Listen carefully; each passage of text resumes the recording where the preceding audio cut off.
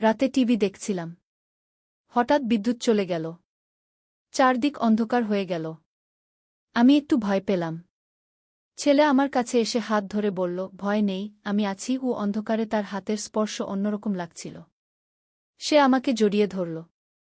আমি বললাম, কি করছিস? সে বলল, তোমাকে সাহস দিচ্ছি। কিন্তু তার জড়িয়ে ধরার ভঙ্গি ছিল অন্যরকম, যেমন একজন পুরুষ একজন নারীকে জড়িয়ে ধরে।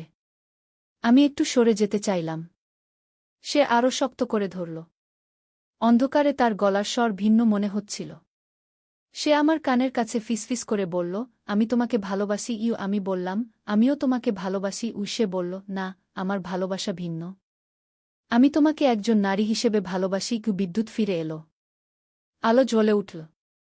আমরা দুজনে একে অপরের দিকে তাকালাম। তার চোখে এক অন্যরকম দৃষ্টি।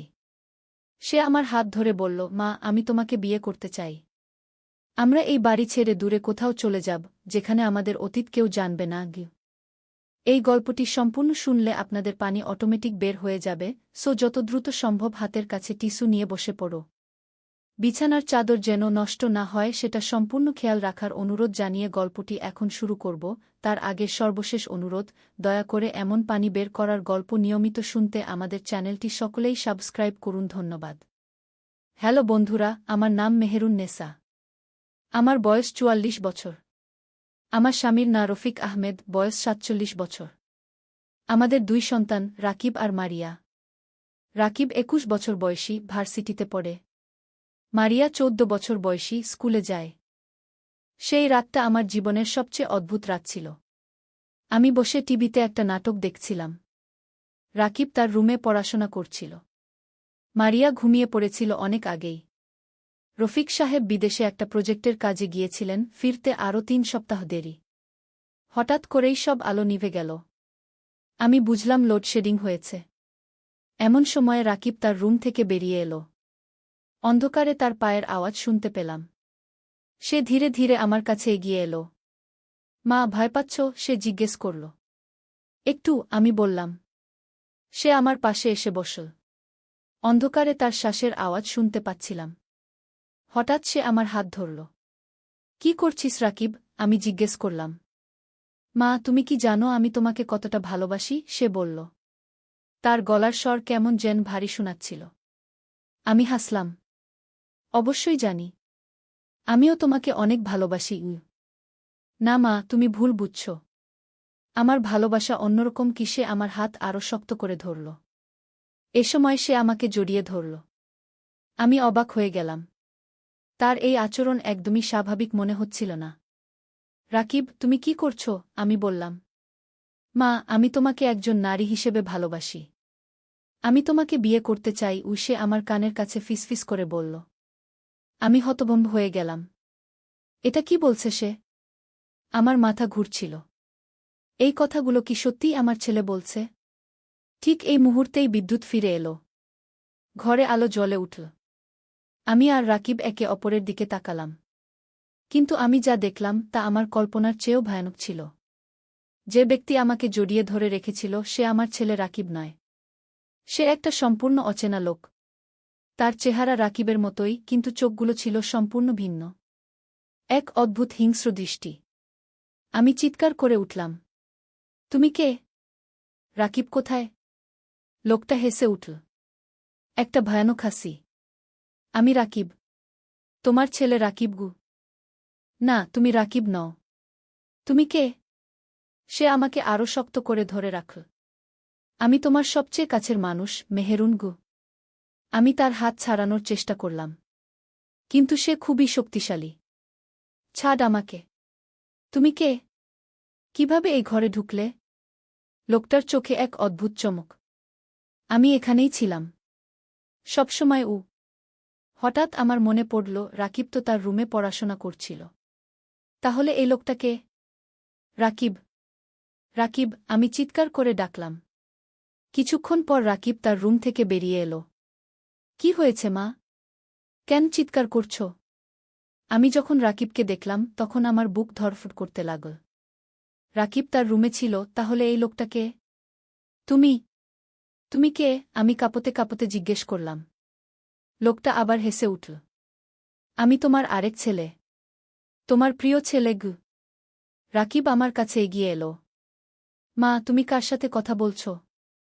এখানে আমি আর তুমি ছাড়া আর কেউ নেই। আমি অবাক হয়ে তাকালাম। রাকিব লোকটাকে দেখতে পাচ্ছে না? রাকিব, তুমি কি এই লোকটাকে দেখতে পাচ্ছ না? আমি জিজ্ঞেস করলাম। কোন লোক মা? এখানে তো কেউ নেই গি। আমি আবার লোকটার দিকে তাকালাম। সে এখনও আমার পাশেই বসে আছে। অদ্ভুত হাসি হাসছে। তুমি কি আমাকে দেখতে পাচ্ছ মেহেরুন? লোকটা জিজ্ঞেস করল। হ্যাঁ, আমি তোমাকে দেখতে পাচ্ছি। কিন্তু তুমি কে? আমি তোমার স্বামী রফিকের যমজ ভাই। এই কথা শুনে আমার মাথা ঘুরে গেল। রফিক সাহেবের যমজ ভাই? সে তো কখনো বলেনি যে তার কোনো যমজ ভাই আছে। কি বলছ তুমি? রফিক সাহেবের কোনো যমজ ভাই নেই। আছে। আমি তার যমজ ভাই। আমার নাম শফিক আহমেদ। রাকিব আমার দিকে চিন্তিত দৃষ্টিতে তাকিয়ে আছে। মা, তুমি কি ঠিক আছো? তুমি একা একা কথা বলছো কেন? আমি বুঝতে পারছিলাম না কি হচ্ছে। একদিকে আমি লোকটাকে স্পষ্ট দেখতে পাচ্ছি, কথা বলতে পারছি। অন্যদিকে রাকিব তাকে দেখতে পাচ্ছে না। শফিক, তুমি কেন এসেছো এখানে? আমি জিজ্ঞেস করলাম। আমি রফিকের জায়গা নিতে এসেছি। সে যখন বাড়িতে নেই তখন আমি তার স্ত্রীর দেখাশোনা করি। কি মানে? মানে হলো আমি তোমার স্বামীর দায়িত্ব নিচ্ছি। তোমাকে সঙ্গ দিচ্ছি। রাকিব আমার কাছে এসে বসল। মা, তুমি কি স্বপ্ন দেখছ? এখানে কেউ নেই। আমি রাকিবের হাত ধরলাম। না বাবা, আমি স্বপ্ন দেখছি না। এখানে সত্যিই একজন লোক আছে। শফিক হেসে বলল, রাকিব আমাকে দেখতে পারবে না। কারণ আমি শুধু তোমার জন্যই এসেছি। এই কথা শুনে আমার ভয় আরও বেড়ে গেল। মানে কি? মানে হলো আমি একটা আত্মা। আমি মরে গিয়েছি অনেক বছর আগে। কিন্তু আমার আত্মা রফিকের সাথে সংযুক্ত। যখনই সে বাড়ি থেকে দূরে যায় আমি তখন তার স্ত্রীর কাছে আসি। আমি হতভম্ব হয়ে গেলাম। তুমি? তুমি ভূত? হ্যাঁ, আমি ভূত। কিন্তু আমি ক্ষতিকর কোনো ভূত নই। আমি শুধু তোমার একাকিত্ব দূর করতে এসেছি। রাকিব চিন্তিত হয়ে বলল, মা, তুমি হ্যালুসিনেশন দেখছ মনে হচ্ছে। চলো ডাক্তারের কাছে যাই। না রাকিব, আমি ঠিক আছি। আমি সত্যিই একজন ভূতের সাথে কথা বলছি। শফিক আমার কাছে আরও ঘেঁষে বসল। তুমি কি আমাকে বিশ্বাস করো মেহেরুন? আমি কিছুক্ষণ চুপ রইলাম। তারপর বললাম, আমি জানি না। এটা খুবই অদ্ভুত। আমি তোমাকে প্রমাণ করে দিতে পারি যে আমি সত্যিই রফিকের ভাই। কিভাবে? রফিকের বাম কাঁধে একটা তিল আছে। সেটা পাখির আকারের। তুমি জানো? আমি চমকে গেলাম। এটা সত্যি। রফিক সাহেবের বাম কাঁধে সত্যিই একটা পাখির মতো তিল আছে। হ্যাঁ, জানি। আর তার ডান পায়ের বুড়ো আঙুলে একটা কাটা দাগ আছে। ছোটবেলায় কাজ দিয়ে কেটে গিয়েছিল। এটাও সত্যি। আমি আরও অবাক হয়ে গেলাম। তুমি এগুলো কিভাবে জানো? কারণ আমি তার যমজ ভাই। আমাদের একসাথে বেড়ে ওঠা। রাকিব বলল, মা, তুমি কার সাথে কথা বলছ? আমি কিছু শুনতে পাচ্ছি না। রাকিব, তুমি কি সত্যিই কিছু শুনতে পাচ্ছ না? না মা, আমি শুধু তোমার গলার আওয়াজ শুনতে পাচ্ছি। আর কারও গলার আওয়াজ নেই। শফিক বলল, এটাই স্বাভাবিক। আমি শুধু তোমার সাথেই কথা বলতে পারি। আমি ভাবছিলাম এটা কি সত্যি হতে পারে? একটা ভূত আমার সাথে কথা বলছে। শফিক, তুমি কেন মরে গিয়েছিলে? আমি জিজ্ঞেস করলাম। আমি একটা দুর্ঘটনায় মরে গিয়েছিলাম। রফিকের সাথে আমরা দুজনে গাড়িতে যাচ্ছিলাম। গাড়ি দুর্ঘটনা হয়েছিল। আমি মরে গিয়েছিলাম কিন্তু রফিক বেঁচে গিয়েছিল। কত বছর আগে? 25 বছর আগে। তখন রফিকের বয়স ছিল 22 বছর। আমি একটু ভাবলাম। রফিক সাহেবের এখন বয়স 47। 25 বছর আগে তার বয়স ছিল 22। হিসাবটা মিলে যাচ্ছে। কিন্তু রফিক সাহেব তো আমাকে কখনো বলেনি যে তার কোনো ভাই ছিল। কারণ সে আমার মৃত্যুর দায় নিজের উপর নিয়েছিল। সে মনে করে আমি তার জন্যই মরে গিয়েছি। কেন? কারণ সেদিন আমি গাড়ি চালাচ্ছিলাম না। রফিকই চালাচ্ছিল। দুর্ঘটনার সময় সে গাড়ির কন্ট্রোল হারিয়ে ফেলেছিল। এই কথাগুলো শুনে আমার মনে হচ্ছিল যেন সব সত্যি। কিন্তু একটা ভূতের সাথে কথা বলা কি আদৌ সম্ভব? রাকিব বলল, মা তুমি অনেকক্ষণ ধরে একা একা কথা বলছ। আমার ভয় লাগছে গি। আমি রাকিবের দিকে তাকালাম। তার চোখে মুখে সত্যিই ভয়। রাকিব, তুমি বিশ্বাস করবে না, কিন্তু আমি সত্যিই তোমার বাবার ভাইয়ের সাথে কথা বলছি গি। মা, বাবার কোনো ভাই নেই। আমরা জানি উ। শফিক আমার কানের কাছে এসে বলল, রাকিবকে বলো তার বাবার পকেটে একটা লকেট আছে।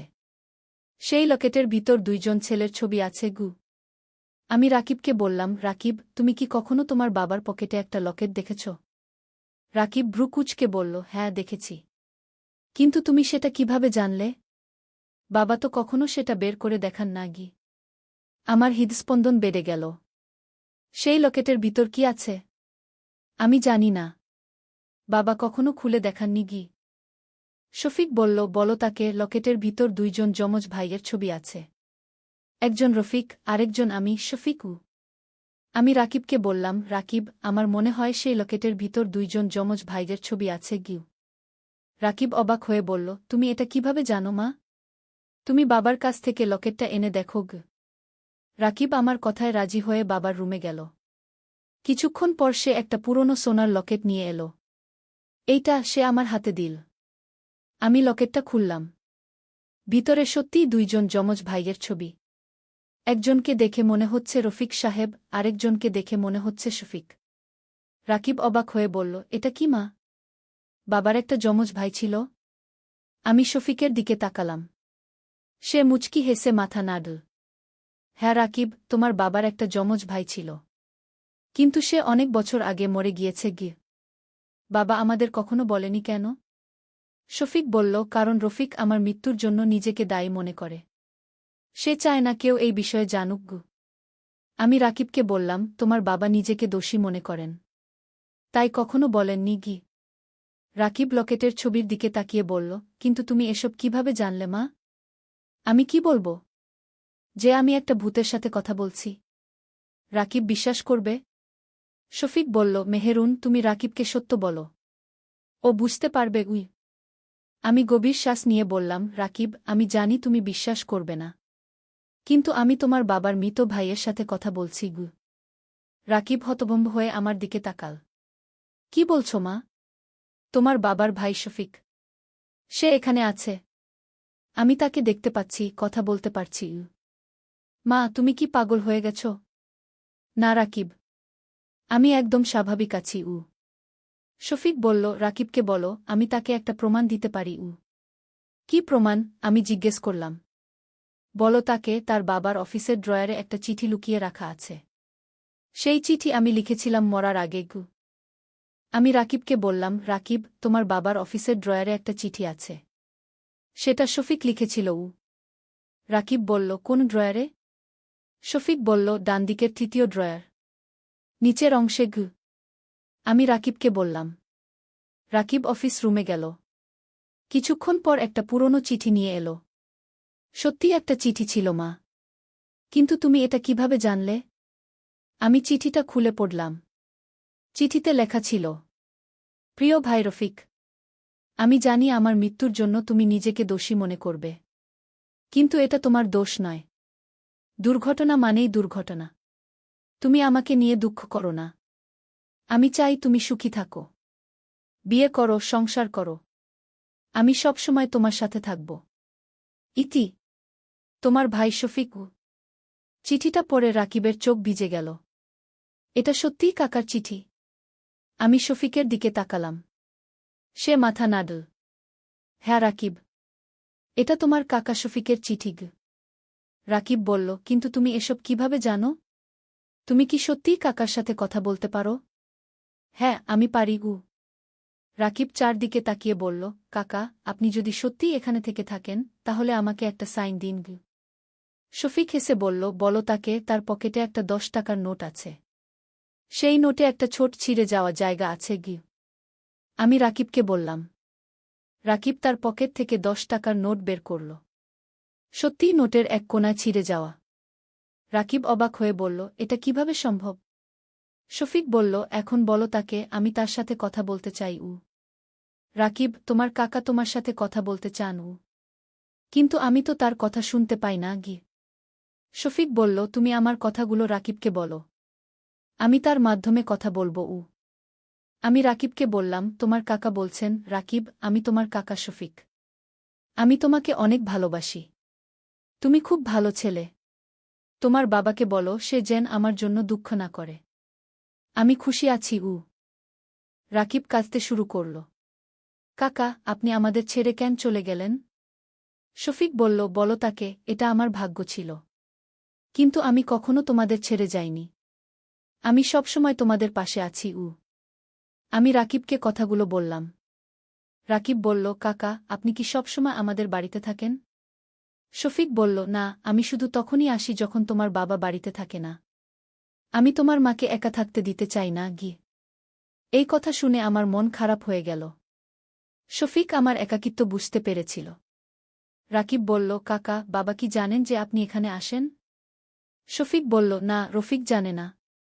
সে জানলে আরও দুঃখ পাবে। আমি রাকিবকে কথাগুলো বললাম। রাকিব বলল, মা, এটা খুবই অদ্ভুত। কিন্তু আমি এখন বিশ্বাস করছি যে কাকা সত্যিই এখানে আছেন। শফিক বলল, এখন আমি রাকিবকে একটা গুরুত্বপূর্ণ কথা বলতে চাই। কি কথা? আমি জিজ্ঞেস করলাম। বলো তাকে, তার বাবা খুব শীঘ্রই একটা বড় বিপদে পড়বে। তাকে সাবধান থাকতে হবে। আমি রাকিবকে বললাম। রাকিব চিন্তিত হয়ে বলল, কি ধরনের বিপদ? শফিক বলল, তার বাবার অফিসে একটা বড় দুর্নীতির ব্যাপার ফাঁস হবে। যদিও রফিক নির্দোষ, কিন্তু তার সহকর্মীরা তাকে ফাঁসিয়ে দেওয়ার চেষ্টা করবে। আমি রাকিবকে কথাগুলো বললাম। রাকিব বলল, এটা কিভাবে সম্ভব?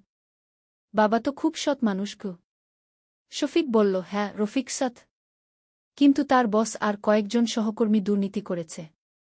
তারা রফিককে স্কেপগোট বানানোর চেষ্টা করবে। আমি রাকিবকে বললাম। রাকিব বলল, আমরা এটা ঠেকাতে পারি কিভাবে? শফিক বলল, বলো তাকে, রফিকের অফিসের কম্পিউটারে সব প্রমাণ আছে। তাকে সেগুলো কপি করে রাখতে বলো।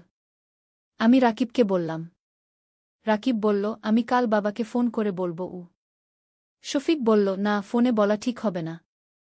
কেউ শুনতে পেতে পারে। তুমি সরাসরি গিয়ে বলো। আমি রাকিবকে বললাম। এই সময় হঠাৎ বাইরে থেকে একটা গাড়ির আওয়াজ এলো। আমি জানালা দিয়ে দেখলাম রফিক সাহেব গাড়ি থেকে নামছেন। রাকিব, তোমার বাবা এসে গেছেন, আমি বললাম। রাকিব দৌড়ে গিয়ে দরজা খুলে দিল। রফিক সাহেব ভিতরে ঢুকে বললেন, আমি প্রজেক্টের কাজ তাড়াতাড়ি শেষ করে চলে এলাম। তোমাদের খুব মিস করছিলাম। আমি শফিকের দিকে তাকালাম। সে আস্তে আস্তে অদৃশ্য হয়ে যাচ্ছিল। শফিক, তুমি কোথায় যাচ্ছ? আমি জিজ্ঞেস করলাম। রফিক এসে গেছে। এখন আমার যাওয়ার সময়। আমি আবার আসব যখন দরকার হবে, শফিক বলল। রফিক সাহেব আমার কাছে এসে বললেন, তুমি কার সাথে কথা বলছিলে?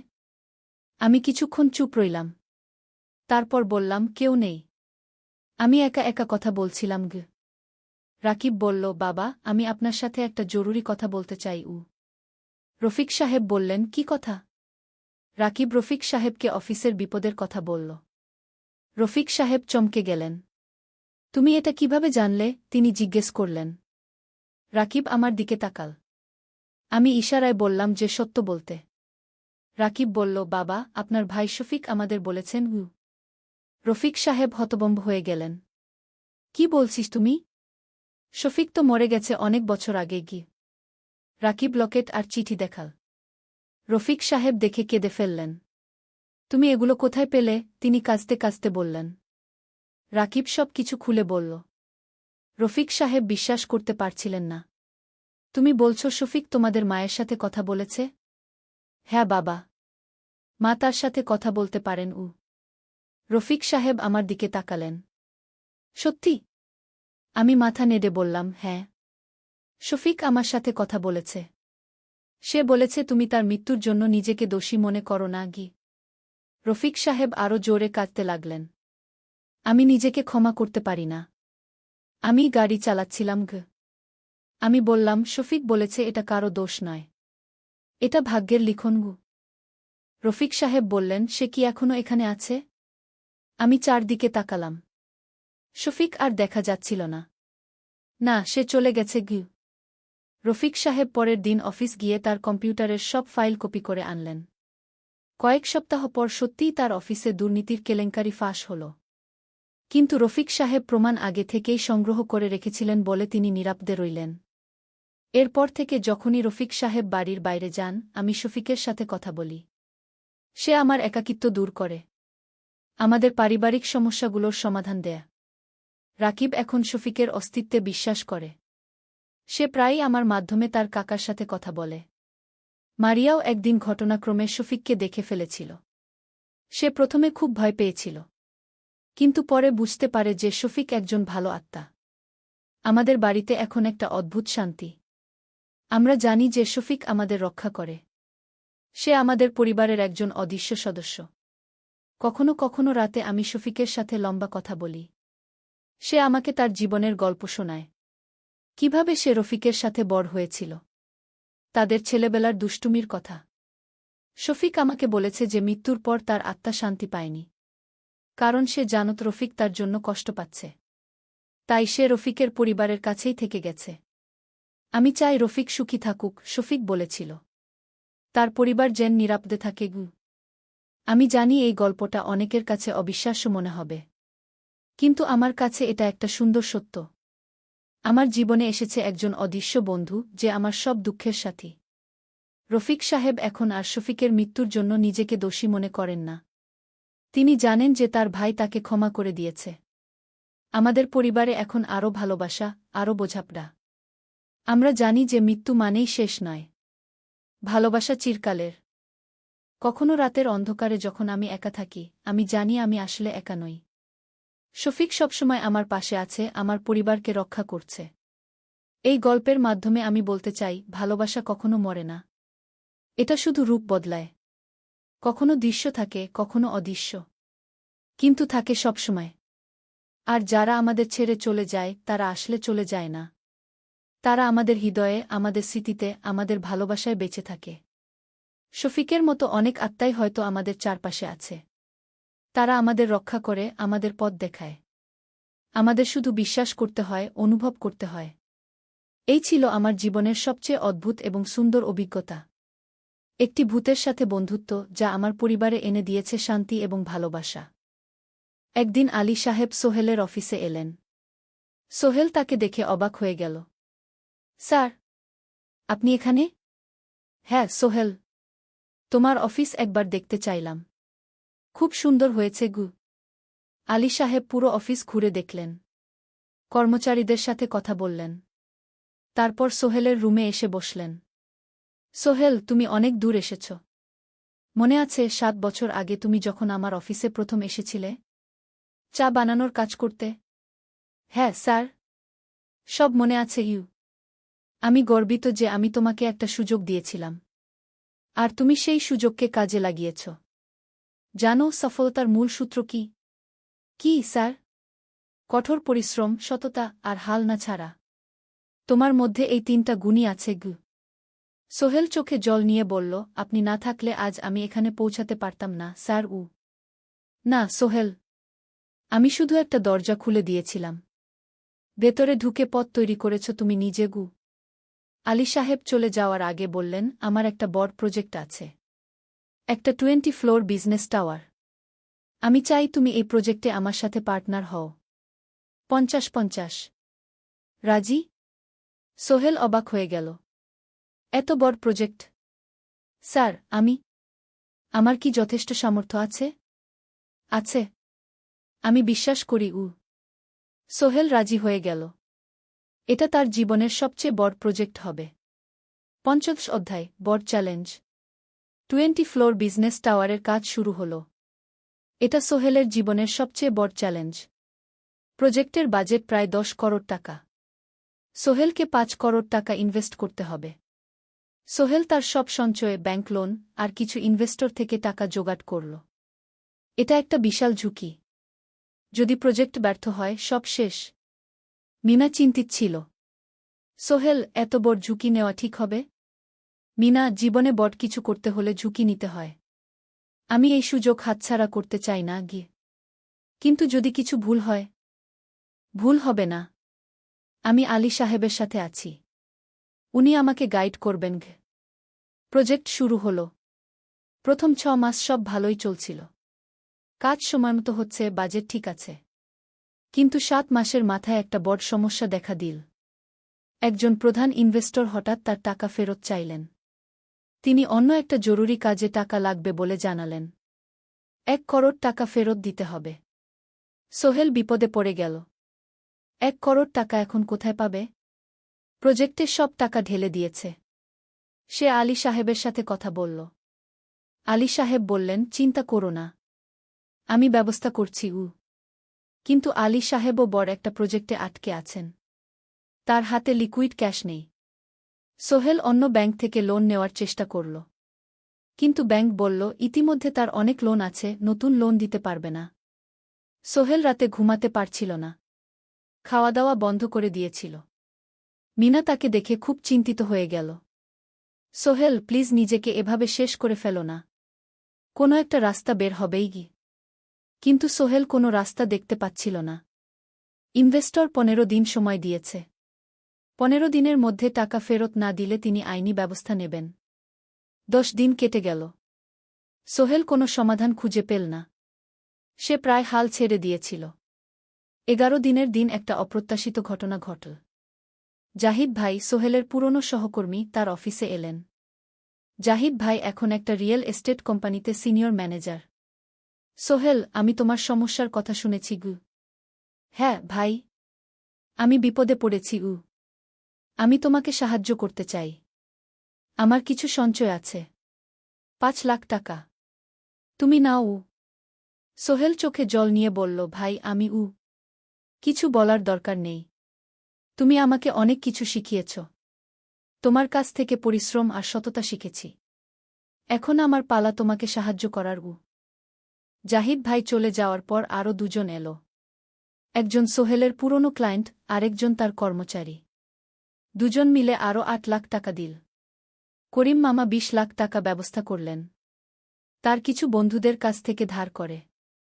মিনা তার সব গয়না বিক্রি করে 10 লাখ টাকা দিল। সবাই মিলে প্রায় 45 লাখ টাকা জোগাড় হল। বাকি 65 লাখ টাকা সোহেল তার অফিসের সব অ্যাসেট বিক্রি করে আর একটা প্রাইভেট ফিন্যান্স কোম্পানি থেকে উচ্চ সুদে লোন নিয়ে ব্যবস্থা করল। ঠিক 14 দিনের দিন সোহেল ইনভেস্টরকে 1 করোড় টাকা ফেরত দিল। ইনভেস্টর টাকা নিয়ে চলে গেলেন। সোহেল তার অফিসে ফিরে এসে চেয়ারে বসে কাঁদল। এত চাপ, এত টেনশন, সব যেন একসাথে বের হয়ে এলো। মিনা এসে তাকে জড়িয়ে ধরল। আমরা পেরেছি সোহেল, আমরা পেরেছি। 16 অধ্যায়, পুনরুদ্ধার। এই ঘটনার পর সোহেল আরও সাবধান হয়ে গেল। সে বুঝল, ব্যবসায় শুধু সাহস নয়, বুদ্ধিও লাগে। ঝুঁকি নিতে হয়, কিন্তু হিসাব করে। প্রজেক্ট চলতে থাকল। এবার সোহেল আরও সতর্কতার সাথে সবকিছু পরিচালনা করল। প্রতিটা খরচ হিসাব করল, প্রতিটা সিদ্ধান্ত ভেবেচিন্তে নিল। আরও 1 বছর পর 20 ফ্লোর বিজনেস টাওয়ার সম্পন্ন হল। চমৎকার বিল্ডিং, শহরের অন্যতম সুন্দর ভবন। বিল্ডিংয়ের উদ্বোধন অনুষ্ঠানে শহরের মেয়র এলেন। অনেক ব্যবসায়ী, সাংবাদিক এলো। সোহেলের নাম পত্রিকায় ছাপা হল। স্বপ্নের শহরে এক তরুণ উদ্যোক্তার সফলতার গল্প।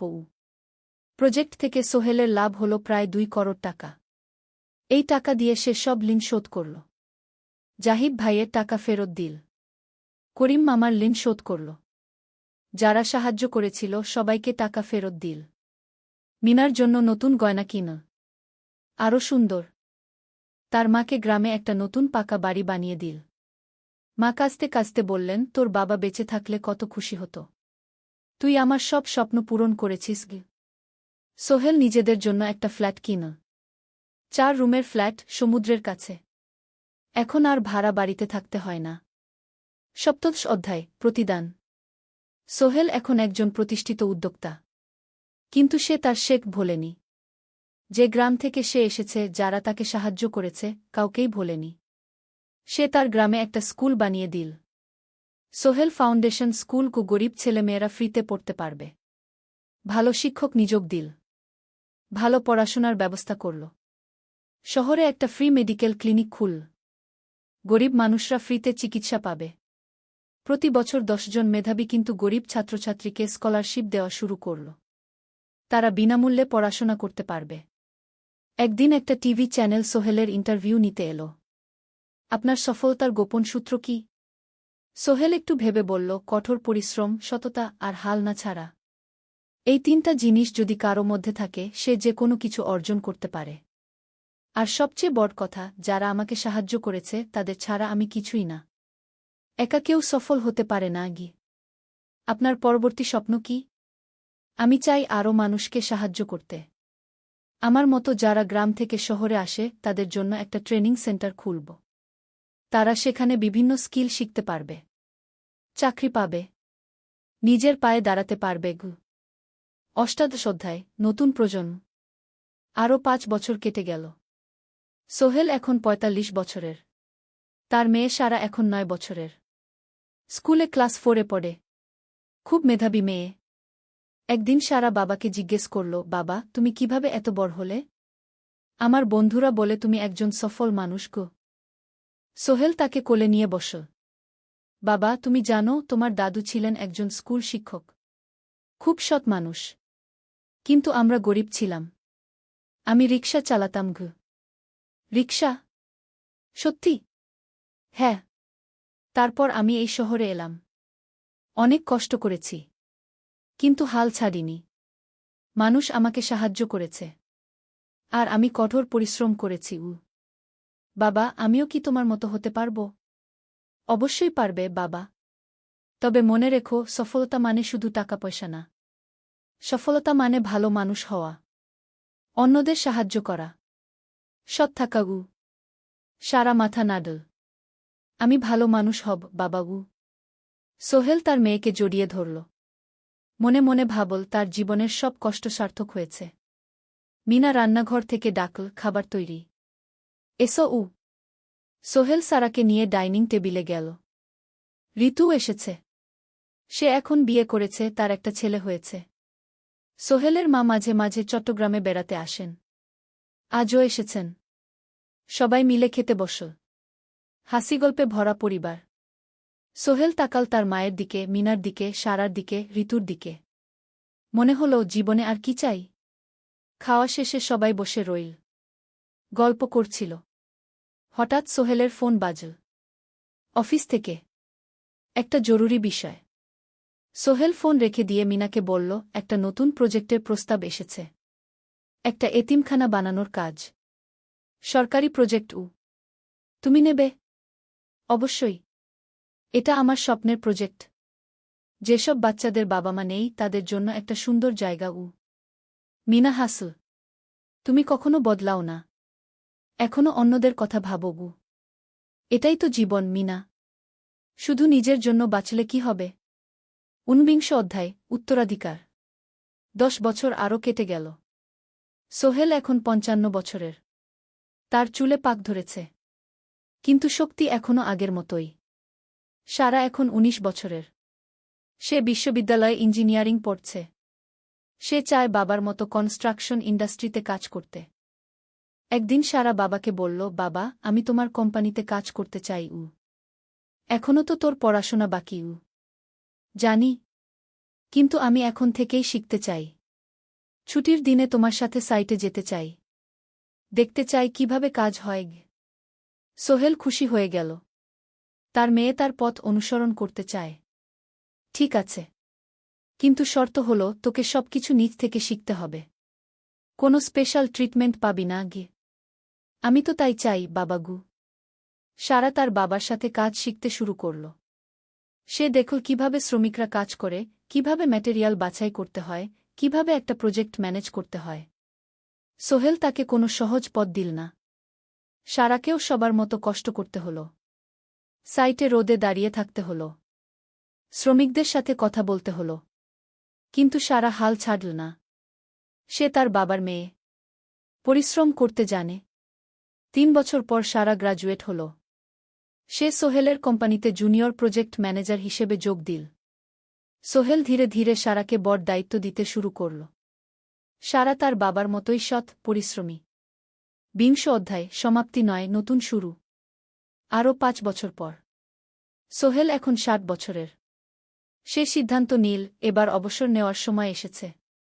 কোম্পানির দায়িত্ব সারাকে দেবে। একটা অনুষ্ঠান করা হল।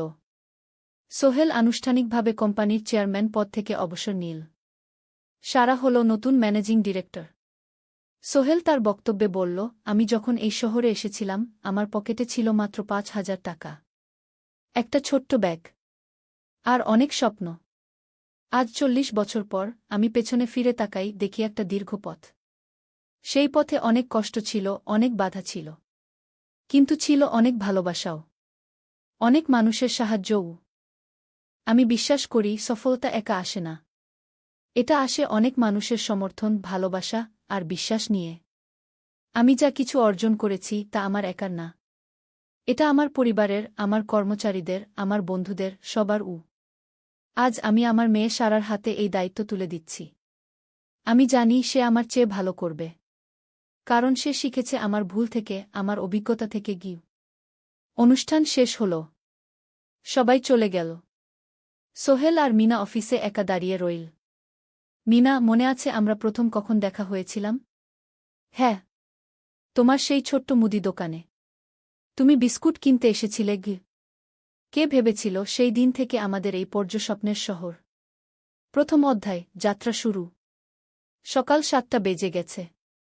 ঢাকার কমলাপুর রেলস্টেশনে মানুষের ভিড়। চারদিকে চা বিস্কুট বিক্রেতাদের চিৎকার, ট্রেনের হর্ন আর যাত্রীদের কোলাহল। এই বিশাল ভিড়ের মধ্যে একটা ছোট্ট ব্যাগ হাতে দাঁড়িয়ে আছে সোহেল।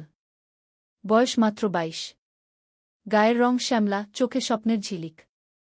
ভাইজা, চট্টগ্রামের টিকিট আছে? সোহেল টিকিট কাউন্টারের সামনে দাঁড়িয়ে জিজ্ঞেস করল। আছে। ৩০ টাকা। কাউন্টারের লোকটা উত্তর দিল। সোহেল তার পকেট থেকে টাকা বের করল। মোট ৫,০০০ টাকা। এই টাকা সে জমিয়েছে গত ৩ বছরে রিকশা চালিয়ে। তার স্বপ্ন ছিল চট্টগ্রাম গিয়ে একটা ভালো চাকরি পাওয়া। গ্রামে আর থাকতে চায় না সে। বাবা মারা গেছেন ১০ বছর আগে। মা আর ছোট বোন ঋতুকে নিয়ে সংসার চালাচ্ছিল রিকশা চালিয়ে। কিন্তু এভাবে তো আর সারা জীবন চলবে না। টিকিট কেটে সোহেল প্ল্যাটফর্মে এল। ট্রেন ছাড়বে আর মাত্র ১৫ মিনিট পরে। সে একটা বেঞ্চে বসে পড়ল। ব্যাগটা বুকের কাছে চেপে ধরল। এই ব্যাগে আছে তার সব সম্পদ, কিছু কাপড়, একটা ছোট্ট ফটো ফ্রেমে বাবা মায়ের ছবি, আর কিছু টাকা। কোথায় যাচ্ছেন? পাশে বসা একজন বয়স্ক মানুষ জিজ্ঞেস করলেন। চট্টগ্রাম কাকা। চাকরি খুঁজতে যাচ্ছি। কে? সোহেল বিনয়ের সাথে উত্তর দিল। ভালো, তবে শহরে সাবধানে থাকবেন। শহর মানে অনেক সুযোগ, কিন্তু অনেক ফাঁদও আছে। বয়স্ক লোকটা বললেন। সোহেল মাথা নাড়ল। সে জানে শহরের জীবন সহজ না, কিন্তু তার কোনো বিকল্প নেই। গ্রামে রিকশা চালিয়ে মাসে ৩,৫০০ টাকা আয় হতো। তার মধ্যে সংসার চালাতে হতো, বোনের স্কুলের খরচ দিতে হতো, মায়ের ওষুধের খরচ দিতে হতো। কিছুই বাঁচত না। আর এই জীবন থেকে বেরোনোর একটাই পথ, শহরে গিয়ে ভালো কাজ খুঁজে নেওয়া। সোহেল মনে মনে ভাবল তার বাবার কথা। বাবা ছিলেন একজন স্কুল শিক্ষক। খুব সৎ মানুষ ছিলেন। সবসময় বলতেন, সোহেল, তুই লেখাপড়া শিখে বড় মানুষ হবি। আমাদের পরিবারে আর কেউ বড় চাকরি করেনি, তুই করবি। কিন্তু বাবা যখন মারা গেলেন তখন সোহেল মাত্র এসএসসি পরীক্ষা দিয়েছে। ফলাফল ভালো হয়েছিল, জিপিএ অর্ধচতু। কিন্তু বাবার মৃত্যুর পর আর পড়া হল না। পরিবারের দায়িত্ব নিতে হল। ট্রেন ছাড়ল। সোহেল জানালার পাশে বসে বাইরে তাকাল। ধানক্ষেত, নদী, ছোট ছোট গ্রাম, সব পেছনে ফেলে ট্রেন এগিয়ে চল। সোহেলের মনে হল সে যেন তার পুরনো জীবনটাকেও পেছনে ফেলে আসছে। ট্রেনে একজন হকার এসে চা বিক্রি করছিল। সোহেল একটা চা কিনল। ১০ টাকা। চা খেতে খেতে সে ভাবছিল, চট্টগ্রাম পৌঁছে কি হবে? করিম মামা তাকে সাহায্য করবেন তো? চাকরি পাওয়া যাবে তো? করিম মামা আসলে সোহেলের খুব দূর সম্পর্কের মামা। সোহেলের দাদির বোনের ছেলে। অনেক বছর আগে গ্রাম ছেড়ে চট্টগ্রামে চলে গিয়েছিলেন। সেখানে একটা কনস্ট্রাকশন কোম্পানিতে কাজ করেন। বছরে একবার দুবার গ্রামে আসতেন। গত বছর যখন এসেছিলেন তখন সোহেলের মাকে বলেছিলেন সোহেলকে চট্টগ্রাম পাঠান, আমি একটা কাজের ব্যবস্থা করে দেব। সেই কথাতেই ভরসা করে সোহেল আজ এই যাত্রা। দ্বিতীয় অধ্যায়, নতুন শহর। চট্টগ্রাম পৌঁছাতে প্রায় ৬ ঘণ্টা লেগে গেল। দুপুর ১টা বাজে। সোহেল স্টেশন থেকে বের হয়ে শহরের রাস্তায় দাঁড়াল। কি বিশাল শহর! এত গাড়ি, এত মানুষ। চারদিকে উঁচু উঁচু বিল্ডিং, দোকানপাট, মানুষের ভিড়। সোহেল কিছুক্ষণ দাঁড়িয়ে থাকল সব কিছু দেখতে দেখতে। তার মনে হচ্ছিল সে যেন অন্য কোনো পৃথিবীতে এসে পড়েছে। তার পকেটে একটা ছোট্ট কাগজ আছে। সেখানে লেখা একটা ঠিকানা, করিম মিয়া, বাড়ি নং 23, রোড নং 5, আগ্রাবাদ, চট্টগ্রামকে। সোহেল একটা রিকশা ডাকল। কত নেবেন আগ্রাবাদ যেতে? 50 টাকা গু। সোহেল রিকশায় উঠল। রাস্তার দুধারে দোকান, মার্কেট, অফিস, সব কিছু দেখতে দেখতে সে অবাক হয়ে গেল। এত বড় শহর, এত কিছু! গ্রামের সেই ছোট্ট বাজারের সাথে কোনো তুলনাই হয় না। প্রায় আধা ঘন্টা পর রিকশা একটা পুরনো বাড়ির সামনে থামল। 3 তলা বাড়ি, কিন্তু রং উঠে গেছে। সিঁড়ি দিয়ে উঠে 3য় তলায় করিম মামার ফ্ল্যাটে নক করল। দরজা খুলল এক মধ্যবয়সী মহিলা। কে? আসসালামু আলাইকুম আপা। আমি সোহেল। নোয়াখালীর গ্রাম থেকে এসেছি। করিম মামা বাড়িতে আছেন? মহিলা তাকে মাথা থেকে পা পর্যন্ত দেখল। করিম তো অফিসে গেছে। তুমি কে? কোথা থেকে এসেছ? সোহেল সব খুলে বলল। মহিলা তাকে ভেতরে ঢুকতে দিল। বসো। করিম সন্ধ্যায় ফিরবে গু। ফ্ল্যাটটা ছোট। 2টো রুম, একটা ছোট্ট রান্নাঘর আর একটা বাথরুম। কিন্তু সোহেলের কাছে খুব সুন্দর লাগল। গ্রামের সেই টিনের ঘরের চেয়ে তো অনেক ভালো। মহিলা তার নাম জানাল সালমা। করিম মামার স্ত্রী। তাদের 2টো ছেলে, একজন ক্লাস 8-এ পড়ে, আরেকজন ক্লাস 5-এ। খেয়েছ? সালমা আপা জিজ্ঞেস করল। না আপাগু। অপেক্ষা করো। ভাত আছে, মাছ আছে। খাও। সোহেল প্রথমে রাজি হতে চাইল না। কিন্তু খুব খিদে পেয়েছিল। সকাল থেকে শুধু একটা চা আর বিস্কুট খেয়েছে। খাওয়া দাওয়ার পর সোহেল বসে রইল। সালমা আপা তাকে গল্প করতে লাগল। তোমার মা কেমন আছেন? তোমার বোন? ভালো আছে আপা। মার একটু গেটে বাত আছে। ওষুধ খাচ্ছেন। বোন স্কুলে পড়ে কু। তুমি কি করতে চাও এখানে? চাকরি খুঁজছি আপা। যে কোনো কাজ করব। বাসায় মা আর বোনকে টাকা পাঠাতে হবে। সালমা আপা মাথা নাড়ল। করিম তোমার জন্য কিছু একটা করবে। সে ভালো মানুষ গ। সারাদিন অপেক্ষা করল সোহেল। সন্ধ্যা 6টায় করিম মামা ফিরলেন। 50-এর কাছাকাছি বয়স, কালো রঙের প্যান্ট শার্ট পরা, হাতে একটা ব্যাগ। আরে সোহেল, কবে এলি? করিম মামা খুশি হয়ে বললেন।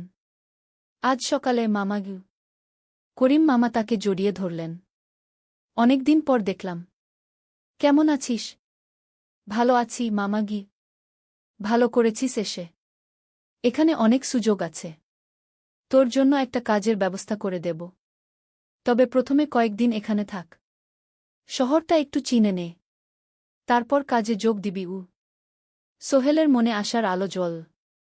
সে ভাবল হয়তো তার ভাগ্য এবার পাল্টাবে। 3য় অধ্যায়, প্রথম চাকরি। 1 সপ্তাহ পরে করিম মামা সোহেলকে তার কোম্পানিতে নিয়ে গেলেন। কোম্পানির নাম আলামিন কনস্ট্রাকশন। অফিসটা শহরের কেন্দ্রে, 5 তলা একটা বিল্ডিংয়ের দোতলায়। মালিক আলী সাহেব। 50-এর কাছাকাছি বয়স, মোটা চেহারা, চোখে সোনার ফ্রেমের চশমা। বড়লোক মানুষ, কিন্তু খুব কড়া। এই ছেলেটাকে কি কাজে লাগাবেন? আলী সাহেব করিম মামাকে জিজ্ঞেস করলেন। স্যার, ও আমার আত্মীয়। গ্রাম থেকে এসেছে। খুব পরিশ্রমী। যে কোনো কাজে লাগাতে পারেন। আলী সাহেব সোহেলের দিকে তাকালেন। তুমি কি পড়েছ? Sir, SSC pass. জিপিএ অর্ধচতু। হুম। ভালো। কম্পিউটার চালাতে পারো? না স্যার, পারি না। কিন্তু শিখতে চাই। আলী সাহেব একটু ভাবলেন। ঠিক আছে। তোমাকে অফিসের কাজে রাখব। ফাইল গুছানো, চা বানানো, কাগজপত্র নিয়ে যাওয়া, না এসব। মাসে 5,000 টাকা। রাজি আছো? জি স্যার। সোহেল খুশি হয়ে গেল। 5,000 টাকা। রিকশা চালিয়ে 3,500 পেত। এখানে 5,000। কাজ শুরু হলো পরদিন থেকে। সকাল 8টায় অফিসে যেতে হয়, ফিরতে হয় সন্ধ্যা 7টায়। প্রথম দিন সোহেল ঘুম থেকে উঠল ভোর 5টায়। তৈরি হয়ে 7:30টায় অফিসের উদ্দেশ্যে বের হল। করিম মামার বাড়ি থেকে অফিস প্রায় 5 কিলোমিটার। বাসে যেতে হয়। অফিসে পৌঁছে সোহেল দেখল সেই প্রথম আলী সাহেব এখনো আসেননি। অফিস খোলা ছিল না। ৮-১০ মিনিট পর একজন লোক এসে অফিস খুল। তুমি নতুন? জি। আমি সোহেল গু। আমি জাহিদ, অ্যাসিস্ট্যান্ট ম্যানেজার। এসো উ। জাহিদ ভাই সোহেলকে সব কিছু দেখাল। অফিসে মোট ৬ জন কর্মচারী। ২ জন ইঞ্জিনিয়ার, একজন অ্যাকাউন্ট্যান্ট, একজন অ্যাসিস্ট্যান্ট ম্যানেজার, জাহিদ ভাই, একজন রিসেপশনিস্ট, আর এখন সোহেল।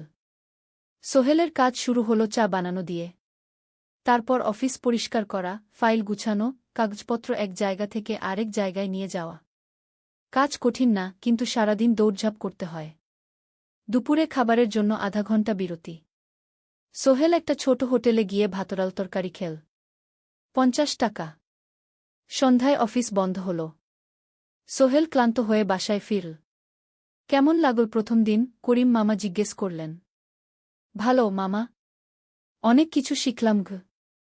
প্রথম মাসের শেষে সোহেল বেতন পেল ৫,০০০ টাকা। সে ৩,০০০ টাকা মাকে পাঠাল। মা ফোনে কাঁদতে লাগলেন। আল্লাহ তোকে ভালো রাখুক সোহেল উ। সোহেলের চোখেও জল এল। তার মনে হল সে একটা বড় কাজ করতে পেরেছে। চতুর্থ অধ্যায়, শহরের জীবন। ৩ মাস কেটে গেল। সোহেল এখন শহরের সাথে মিশে গেছে। প্রতিদিন অফিসে যাও আসার পথে সে দেখে হাজারো মানুষের জীবন। কেউ সফল, কেউ ব্যর্থ, কিন্তু সবাই চলছে নিজের পথে। সোহেল অফিসের কাজের পাশাপাশি কম্পিউটার শেখার চেষ্টা করছে। অফিসে একটা কম্পিউটার আছে। যখন কেউ ব্যবহার করে না, তখন সোহেল একটু একটু শিখার চেষ্টা করে। জাহিদ ভাই তাকে সাহায্য করেন। সোহেল, তুমি যদি কম্পিউটার ভালোভাবে শিখতে পারো, তাহলে তোমার ভবিষ্যৎ উজ্জ্বল। জাহিদ ভাই একদিন বললেন। কিভাবে শিখব ভাই? ট্রেনিং সেন্টারে যাও। সন্ধ্যায় ক্লাস আছে। মাসে ২,০০০ টাকা লাগবে গে। সোহেল ভাবল। ২,০০০ টাকা অনেক, কিন্তু এটা বিনিয়োগ। ভবিষ্যতের জন্য। সে একটা ট্রেনিং সেন্টারে ভর্তি হল। সপ্তাহে ৩ দিন, সন্ধ্যা ৭:৩০ থেকে রাত ৯টা পর্যন্ত ক্লাস। কম্পিউটারের basic, MS Word, Excel, PowerPoint, internet ব্যবহার। একদিন অফিস থেকে ফেরার সময় সোহেল একটা দোকানে চা খেতে গেল। দোকানের পাশেই একটা ছোট্ট মুদি দোকান। সেখানে একটা মেয়ে বসে আছে। বয়স হবে ২০-এর কাছাকাছি। সাদাসিধে চেহারা, সাদা শাড়ি পরা, কিন্তু চোখে এক ধরনের দৃঢ়তা। ভাইজা, এক প্যাকেট বিস্কুট দেন কি? সোহেল বলল। মেয়েটা বিস্কুট দিল। ২০ টাকা। সোহেল টাকা দিয়ে যাচ্ছিল, হঠাৎ মেয়েটা বলল, আপনি নতুন এসেছেন এই এলাকায়, তাই না? হ্যাঁ। ৩ মাস হল। কিভাবে বুঝলেন? আপনার চেহারা দেখেই বোঝা যায়। এখনও গ্রামের ছোঁয়া আছে। আর আপনি প্রতিদিন এই পথ দিয়ে যান। দেখেছি কি? মেয়েটা হাসল। সোহেলও হেসে ফেল। আপনি খুব পর্যবেক্ষক মনে হচ্ছে গি। জীবনে অনেক কিছু দেখেছি, তাই মানুষকে চিনতে শিখেছি গ। আপনার নাম? মিনা। এই দোকান আমার বাবার। উনি অসুস্থ, তাই আমি দেখছি গু। সেদিন থেকে সোহেল প্রায়ই সেই দোকানে যেতে শুরু করল। মিনার সাথে গল্প করত। ধীরে ধীরে তাদের মধ্যে একটা বন্ধুত্ব তৈরি হল। মিনাও তার জীবনের গল্প বলল। মিনার মা মারা গেছেন যখন সে মাত্র ৭ বছরের। বাবা আব্দুল হামিদ একা হাতে মিনাকে বড় করেছেন। মুদি দোকান দিয়ে সংসার চালান। মিনা কলেজে পড়ে, অনার্স সেকেন্ড ইয়ার। সকালে কলেজে যায়, দুপুরে ফিরে এসে দোকান সামলায়। বাবার হার্টের সমস্যা আছে, তাই ভারী কাজ করতে পারেন না। তোমার স্বপ্ন কি? একদিন সোহেল জিজ্ঞেস করল। গ্র্যাজুয়েশন শেষ করে একটা ভালো চাকরি করব। তারপর বাবাকে ভালো চিকিৎসা করাব। তুমি? আমিও চাকরি করে পরিবারকে ভালোভাবে দেখভাল করতে চাই। মা আর বোনকে নিয়ে শহরে আনব একদিন গু। দুজনেই নিজেদের স্বপ্নের কথা বলতে গিয়ে বুঝল তাদের স্বপ্ন অনেকটা একই রকম। পঞ্চম অধ্যায়, বিপদ। ৬ মাস কেটে গেল। সোহেল এখন আলী সাহেবের খুব প্রিয় কর্মচারী। সে শুধু চা বিস্কুট দেওয়ার কাজই করে না, এখন কম্পিউটারেও কিছু কাজ শিখেছে। ছোটখাটো টাইপিং, ডেটা এন্ট্রি, এসব করতে পারে। আলী সাহেব খুশি হয়ে তার বেতন বাড়িয়ে ৮,০০০ টাকা করে দিয়েছেন। একদিন রাতে সোহেল অফিস থেকে ফিরছিল। সেদিন একটু দেরি হয়ে গেছে। রাত প্রায় ৯টা। সাধারণত সোহেল সন্ধ্যা ৭:৩০টায় ফিরে। কিন্তু সেদিন অফিসে একটা জরুরি কাজ ছিল। বাস থেকে নেমে সোহেল বাড়ির দিকে হাঁটছিল। হঠাৎ একটা অন্ধকার গলিতে ৩ জন লোক তাকে ঘিরে ধরল। তাদের চেহারা দেখেই বোঝা যাচ্ছিল ভালো উদ্দেশ্য নিয়ে আসেনি। টাকা দে, তাড়াতাড়ি, একজন বলল। তার হাতে একটা ছুরি। সোহেল ভয় পেয়ে গেল। ভাই, আমার কাছে খুব কম টাকা আছে গি। যা আছে দে, তাড়াতাড়ি করো। সোহেল কাঁপতে কাঁপতে তার পকেট থেকে ৫ টাকা বের করে দিল। এই টাকা দিয়ে সে বাজার করবে ভেবেছিল। কিন্তু ছিনতাইকারীরা সন্তুষ্ট হল না। শুধু ৫ টাকা? তোর ব্যাগে কি আছে? তারা সোহেলের ব্যাগ কেড়ে নিল। ব্যাগে ছিল তার মোবাইল, কম্পিউটার ট্রেনিং সেন্টারের সার্টিফিকেট আর কিছু গুরুত্বপূর্ণ কাগজপত্র। না ভাই, ব্যাগটা ফেরত দেন। ওতে আমার জরুরি জিনিস আছে। মোবাইল নিয়ে নেন, কিন্তু ব্যাগটা দেন গু। কিন্তু ওরা শুনল না। একজন সোহেলকে জোরে ধাক্কা দিল। সোহেল পড়ে গেল। মাথা রাস্তার কংক্রিটে ধাক্কা লেগে গেল। রক্ত বের হল। ৩ জন দৌড়ে পালিয়ে গেল। কিছুক্ষণ সোহেল অজ্ঞান হয়ে পড়ে রইল। তারপর ধীরে ধীরে জ্ঞান ফিরল। মাথায় প্রচণ্ড ব্যথা।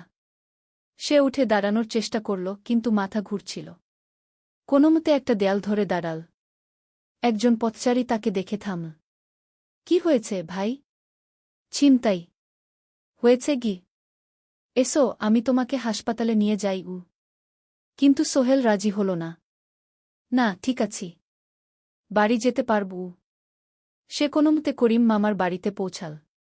দরজা খুলেই সালমা আপা চিৎকার করে উঠলেন। ও আল্লাহ! কি হয়েছে? করিম মামা দৌড়ে এলেন। সোহেলকে ভেতরে নিয়ে গেলেন।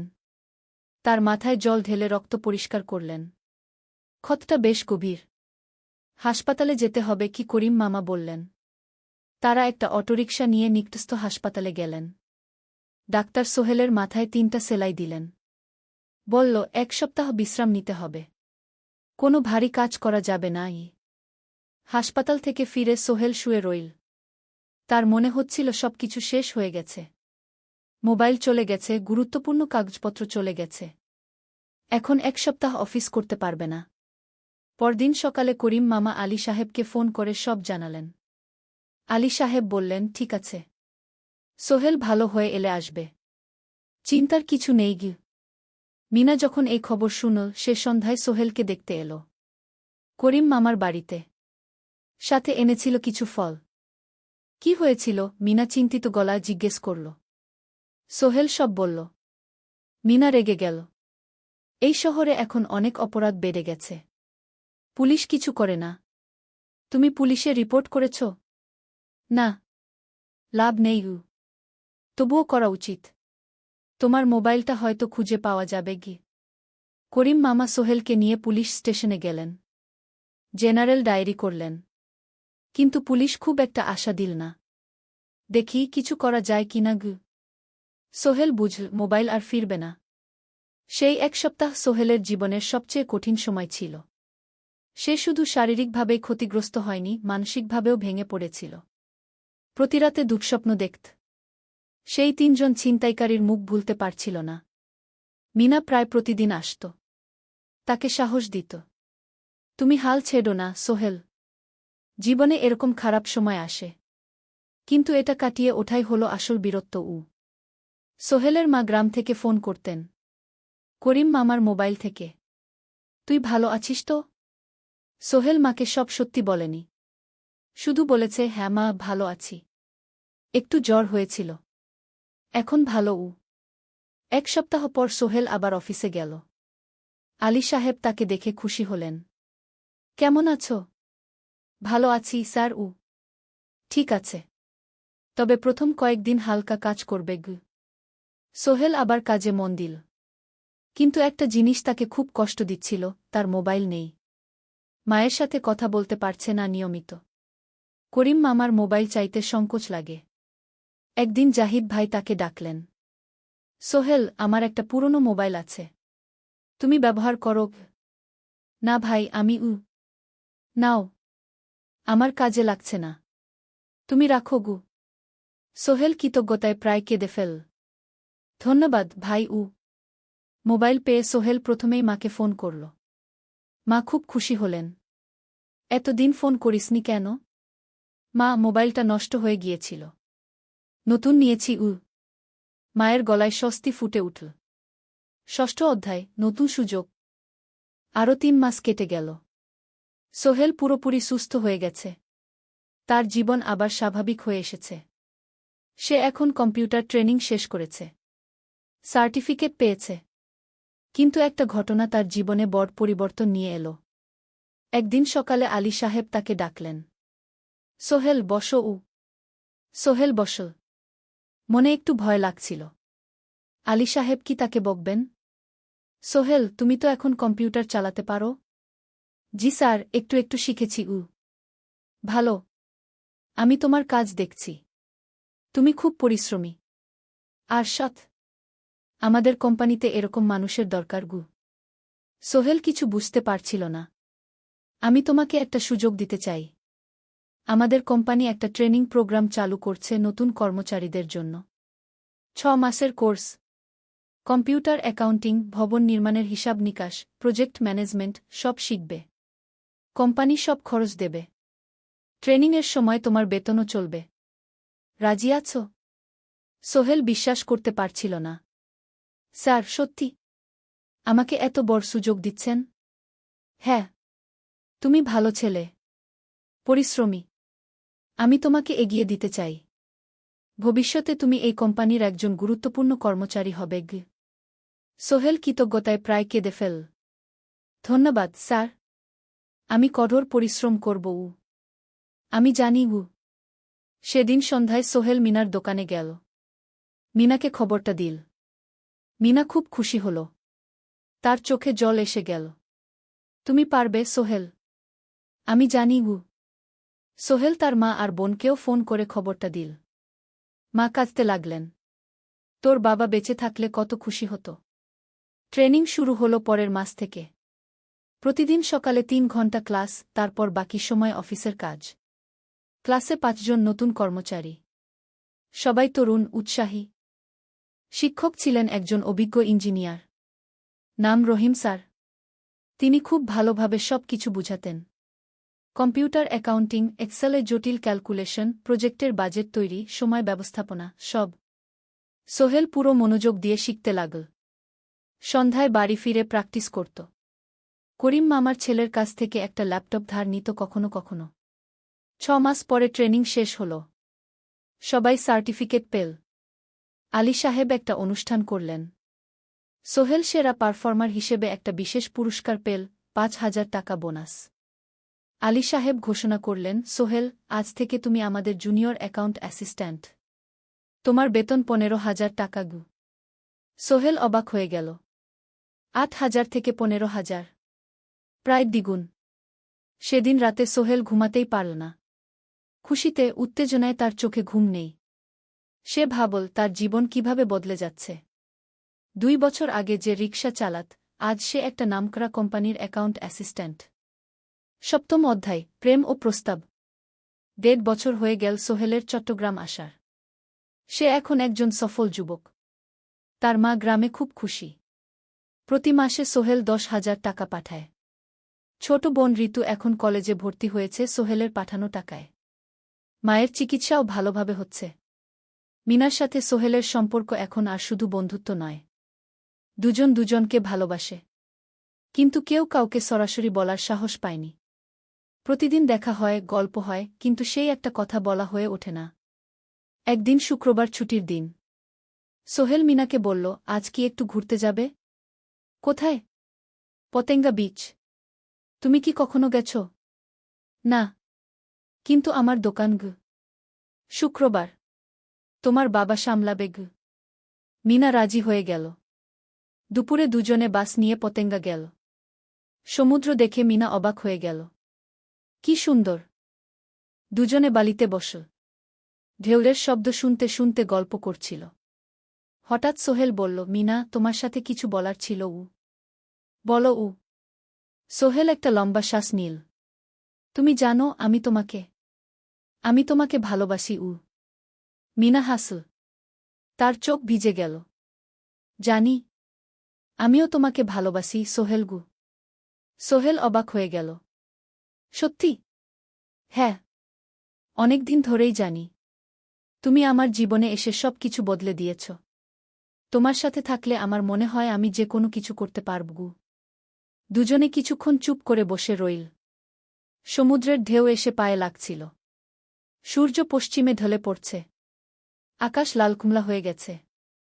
কিন্তু আমার বাবার সাথে কথা বলতে হবে কি মিনা বলল। আমি তৈরি। যখন বলবে তখন বলবো। পরের সপ্তাহে সোহেল মিনার বাবার সাথে কথা বলল। আব্দুল হামিদ সাহেব প্রথমে একটু দ্বিধা করলেন। তুমি কোনো পরিবারের ছেলে? তোমার বাবা কি করতেন? সোহেল সব সত্যি বলল। তার বাবা ছিলেন স্কুল শিক্ষক। মারা গেছেন 10 বছর আগে। মা গ্রামে থাকেন। ছোট বোন কলেজে পড়ে। তুমি নিজে কি করো? আমি আলামিন কনস্ট্রাকশন কোম্পানিতে জুনিয়র অ্যাকাউন্ট অ্যাসিস্ট্যান্ট। মাসে 15,000 টাকা বেতন।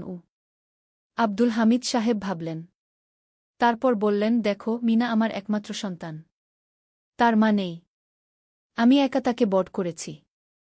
আমি চাই মিনা একজন ভালো ছেলের সাথে বিয়ে হোক। তুমি দেখতে ভালো ছেলে মনে হচ্ছে।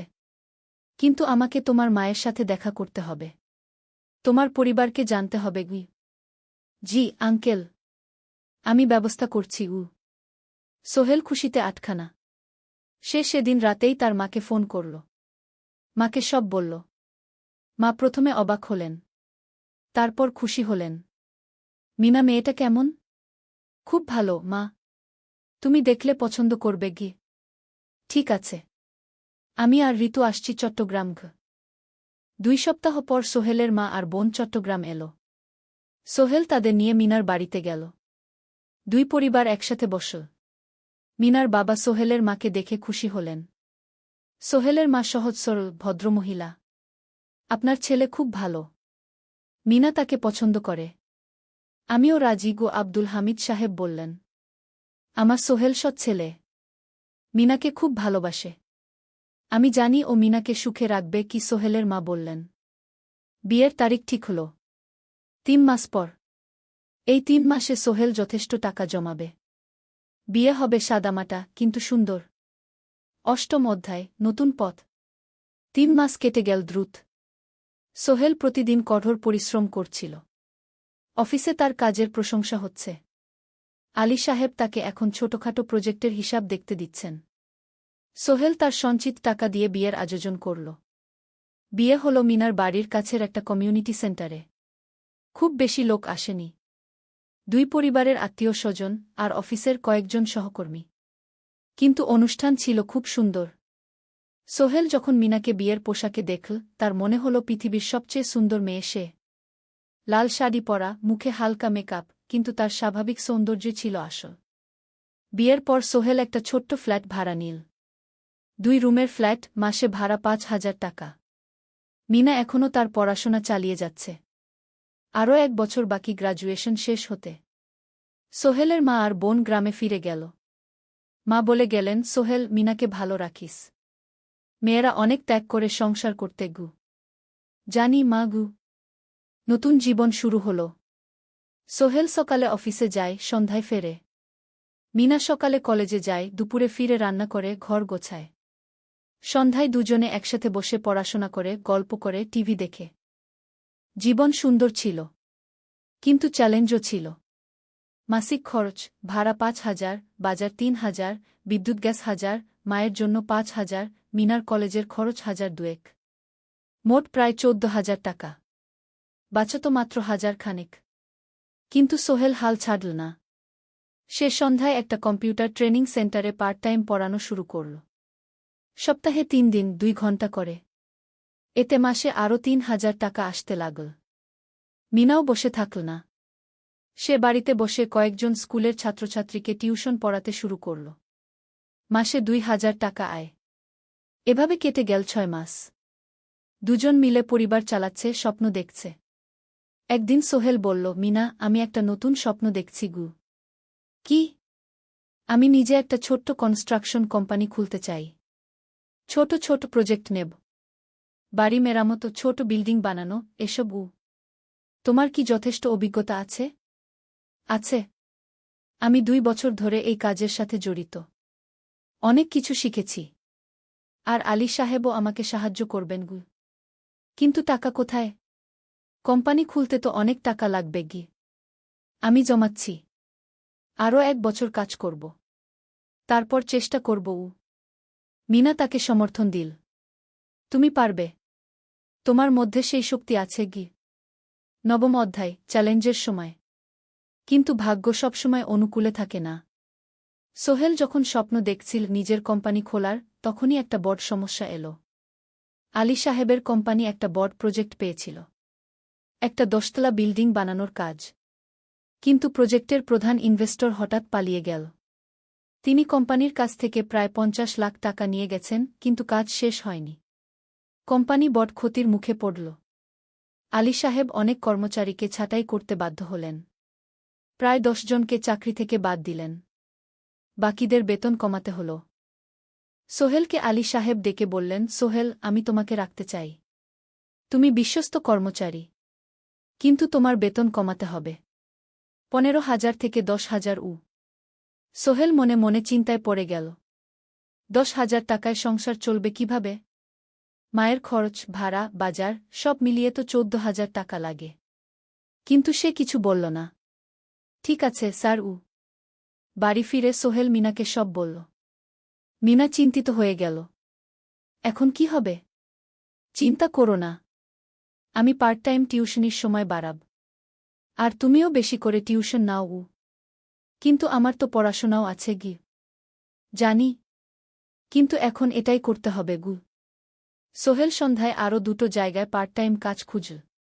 একটা দোকানের সন্ধ্যায় হিসাব দেখার কাজ পেল। মাসে 2,000 টাকা।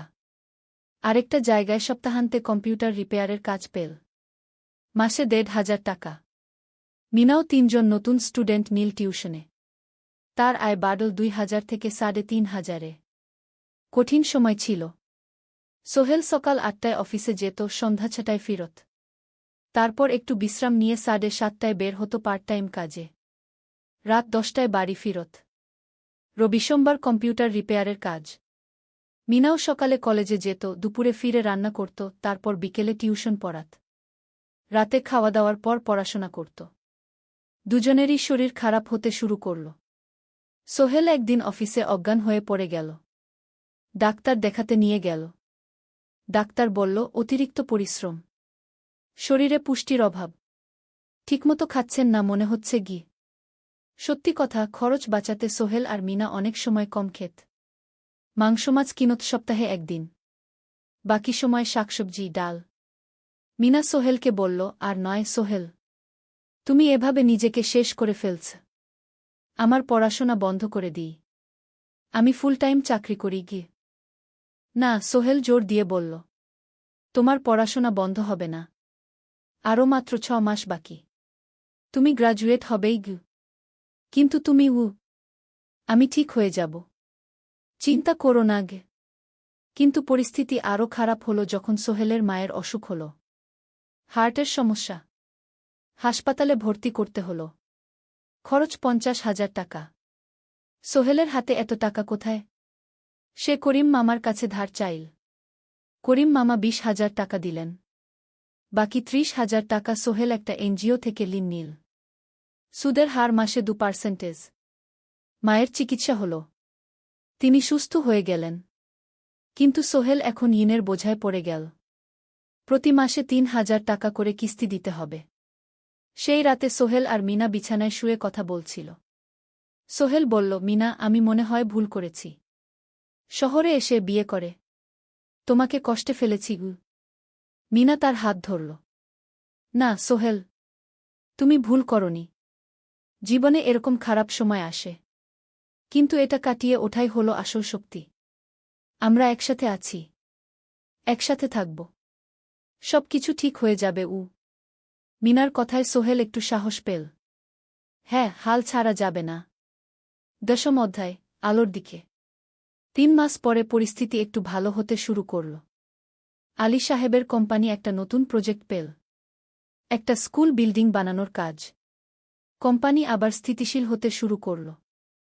আলী সাহেব সোহেলকে ডেকে বললেন, সোহেল, আমি তোমার কঠোর পরিশ্রম দেখেছি। খারাপ সময়েও তুমি কোম্পানি ছেড়ে যাওনি। আমি কৃতজ্ঞ। আজ থেকে তোমার বেতন আবার 15,000 টাকা। সোহেল খুশি হয়ে গেল। ধন্যবাদ স্যার। মিনাও গ্র্যাজুয়েশন শেষ করল। ভালো ফলাফল করল। সে এখন চাকরি খুঁজছে।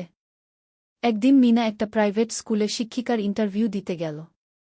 ইন্টারভিউ ভালো হল। তাকে নিযোগ দেওয়া হল। বেতন 12,000 টাকা। সেদিন সন্ধ্যায় দুজনে মিলে একটা ছোট্ট পার্টি করল। একটা বিরিয়ানি কিন, কোমল পানীয় কিন। দুজনে মিলে খেল। আমরা পেরেছি, সোহেল মিনা বলল। হ্যাঁ, আমরা পেরেছি গু। এখন দুজনের মিলিয়ে আয় 27,000 টাকা। খরচ চালানোর পর প্রায় 10,000 টাকা বাঁচে। সোহেল এই টাকা দিয়ে লেন শোধ করতে শুরু করল। পার্ট টাইম কাজগুলো ছেড়ে দিল। শরীরের যত্ন নেওয়া শুরু করল। আরও 6 মাস পরে সোহেলের কাছে একটা বড় সুযোগ এল। আলী সাহেব একদিন তাকে ডাকলেন। সোহেল, তুমি কি নিজের ব্যবসা করতে চাও? স্যার, আমি তোমাকে একটা ছোট্ট প্রজেক্ট দিতে চাই। একটা 3 তলা বিল্ডিংয়ের কনস্ট্রাকশন। তুমি ম্যানেজ করবে। আমি শুধু সুপারভাইজ করব। লাভের 50% তোমার গু। সোহেল ভাবল, এটা একটা বড় সুযোগ। কিন্তু ঝুঁকিও আছে। যদি কাজটা ভালোভাবে না হয়? স্যার, আমি চেষ্টা করব। কিন্তু যদি ভুল হয়? ভুল হবে না। আমি তোমার উপর বিশ্বাস রাখছি। তুমি পারবে গু। সোহেল রাজি হয়ে গেল। এই প্রজেক্ট তার জীবনে টার্নিং পয়েন্ট হতে পারে। 11 অধ্যায়, স্বপ্ন পূরণের পথে। পরের 6 মাস সোহেল খুব কঠোর পরিশ্রম করল। প্রজেক্টটা ম্যানেজ করা সহজ ছিল না। শ্রমিক নিযোগ, ম্যাটেরিয়াল কেনা, কাজের তদারকি, সময়মতো কাজ শেষ করা, সব দায়িত্ব তার। প্রথম 2 মাস খুব চাপের মধ্যে গেল। একদিন একজন শ্রমিক কাজ করতে গিয়ে আহত হল। সোহেল তাকে হাসপাতালে নিয়ে গেল, তার চিকিৎসার খরচ দিল। এতে প্রজেক্টের বাজেট একটু বাড়ল, কিন্তু সোহেল জানত এটা করা দরকার। আরেকদিন ভুল ম্যাটেরিয়াল ডেলিভারি হল। সোহেল সেগুলো ফেরত পাঠাল, সঠিক জিনিস আনাল।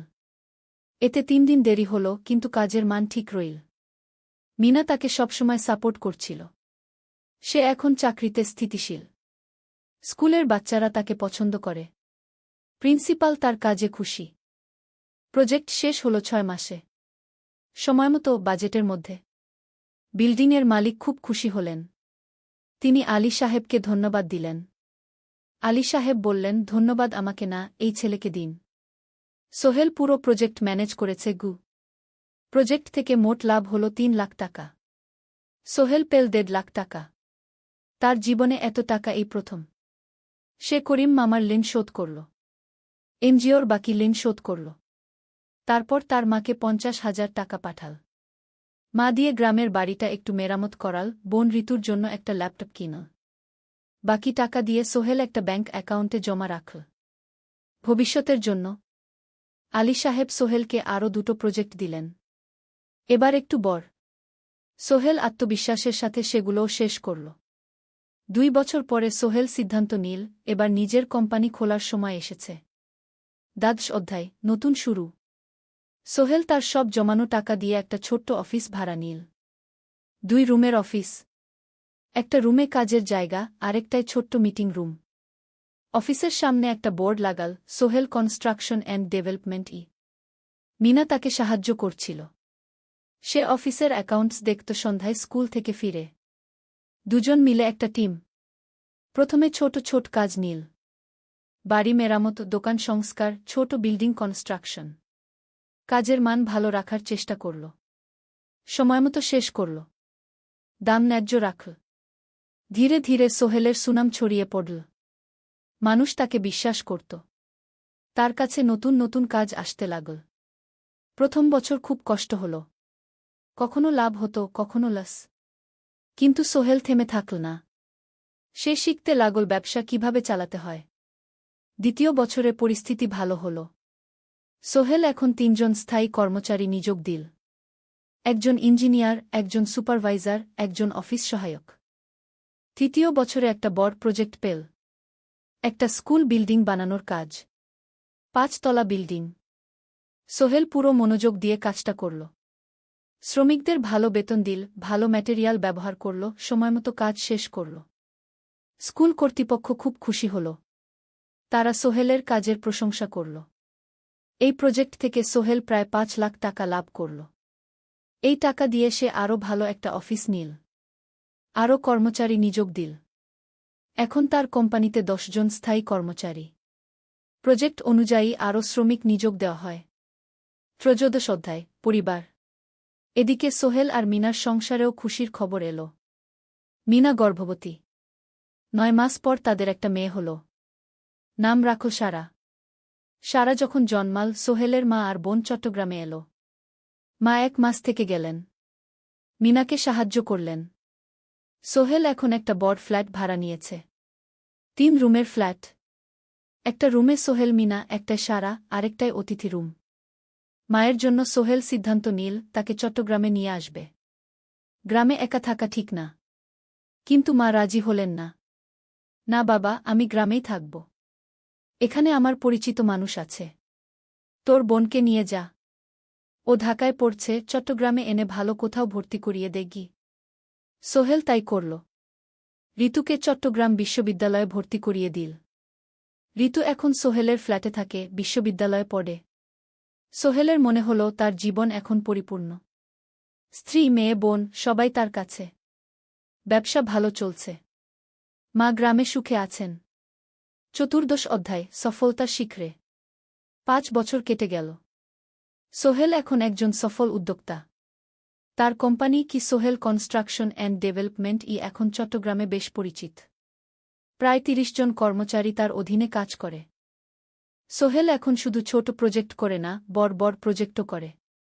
একটা ৮তলা বিজনেস কমপ্লেক্স বানানোর কাজ পেয়েছে। একটা হাসপাতাল বিল্ডিং বানাচ্ছে। মিনা এখনও স্কুলে পড়ায়। সে এখন ভাইস প্রিন্সিপাল। সাথে সোহেলের কোম্পানির অ্যাকাউন্টস ম্যানেজার। দুজন মিলে ব্যবসা চালা। সারা এখন ৪ বছরের। স্কুলে ভর্তি হয়েছে। খুব চালাক মেয়ে। ঋতু বিশ্ববিদ্যালয় থেকে গ্রাজুয়েট হয়ে একটা ব্যাংকে চাকরি পেয়েছে। একদিন আলী সাহেব